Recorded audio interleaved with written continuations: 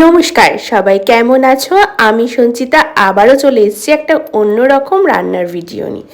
হ্যাঁ, অন্যরকম বলছি কেন, কারণ 5 মিনিটেই এই রান্নাটা রেডি হয়ে যাবে। যেদিনকে সত্যি রান্না করতে একদম ভাল লাগবে না, তার জন্য সেদিনকে এই 3টে ইনগ্রিডিয়েন্টস দিয়ে তৈরি করে ফেলবে এই পদটা, যেটা দিয়ে সত্যি বলছি এক থালা ভাত অনায়াসে কিন্তু খেয়ে ফেলতে পারবে, আর ঝামেলা ঝুঁকি ছাড়াই।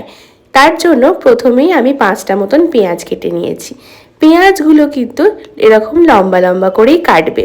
যে পেঁয়াজ কাটার ওপর ডিপেন্ড করে কিন্তু রান্নার স্বাদ, তাই যেরকমভাবে আমি বলছি সেইভাবেই কাটার চেষ্টা করবে, তাতে একদম পারফেক্ট পেঁয়াজ পোস্তর টেস্টটা আসবে। সত্যি কথা বলতে এই রান্নাটা আমার থেকেও আমার মায়ের হাতের খুব ভাল লাগে। হ্যাঁ, ছোট থেকেই সেই মায়ের হাতের পেঁয়াজ পোস্ত খেতে শুধু আমি না, আমার বাড়ির অন্যান্য সদস্যরাও খুব ভালোবাসে। তাই জন্য সপ্তাহান্তে একবার সেই পেঁয়াজ পোস্ত আমাদের বাড়িতে হতো। ছোটবেলায় বাড়িতে আত্মীয় স্বজন আসলেই মার হাতের এই পেঁয়াজ পোস্ত খেতে কিন্তু সবার আবদার থাকতো।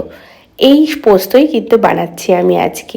তার জন্য প্রথমেই নিয়ে নিয়েছি জেকের প্যাকেট পোস্ত। এরপরে আমি দিয়ে দিয়েছি কড়াইতে বেশ কিছুটা সর্ষের তেল। তেল গরম হতেই ওই তেলের মধ্যে দিয়ে দিয়েছি শুকনো লঙ্কা আর 4-5টা মতন কাঁচা লঙ্কা। এরপরে একে একে পেঁয়াজগুলো দিয়ে দেব। হ্যাঁ, পেঁয়াজগুলো দেওয়ার পরে অল্প একটু নুন দিয়ে দেবে যাতে তাড়াতাড়ি করে মজে যায়। আমি এখানে পোস্তর জেকে পোস্ত নিয়েছি, সেটার জন্য কিন্তু কোনো ব্র্যান্ডিং প্রমোশন নয়, জাস্ট এটা ভালো সেটাই তোমাদের সাথে শেয়ার করলাম। বেশ কিছুক্ষণ ধরে নাড়াতে হবে।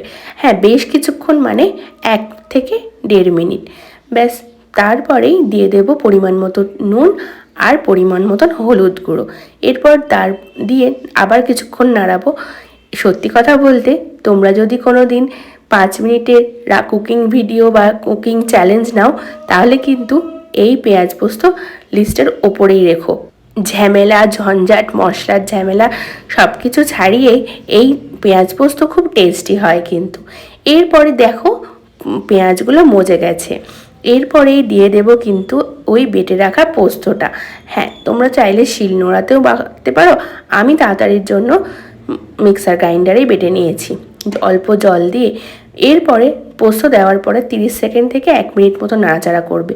এর থেকে বেশিক্ষণ কিন্তু নাড়াচাড়া করো না, তাহলে পোস্তর সমস্ত টেস্টটাই কিন্তু চলে যাবে।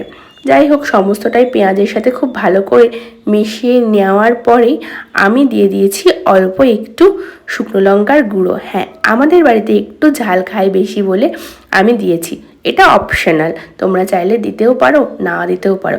সত্যি কথা বলতে এই পেঁয়াজ পোস্তর রেসিপিতে শুকনো লঙ্কার থেকে কাঁচা লঙ্কাটাই খুব ভালো যায়, তাই আমরা বেশি পরিমাণে কাঁচা লঙ্কাই ইউজ করেছি। এরপর আর একটু নাড়াচাড়া করেই কিন্তু রেডি হয়ে গেছে আমাদের এই পেঁয়াজ পোস্ত। এই পেঁয়াজ পোস্ত দিয়ে 1 থালা গরম গরম ভাত জাস্ট অনায়াসে শেষ হয়ে যাবে। কি বলো, ঠিক বললাম তো? হ্যাঁ, তোমাদের যদি এটাই মনে হয় কমেন্ট বক্সে জানিও। আর কারা কারা পেঁয়াজ পোস্ত দিয়ে ভাত খেতে ভালোবাসো সেটাও কিন্তু কমেন্ট বক্সে জানিও। এখনও যারা আমার চ্যানেলটা অর্থাৎ কুকিং উইথ সঞ্চি চ্যানেলটাকে সাবস্ক্রাইব করোনি, জলদি জলদি গিয়ে কিন্তু সাবস্ক্রাইব করে নাও, আর পাশে থাকা বেল আইকনটাও ক্লিক করো, কারণ খুব শিগগিরই আসছে পুজো স্পেশাল রেসিপি। টাটা।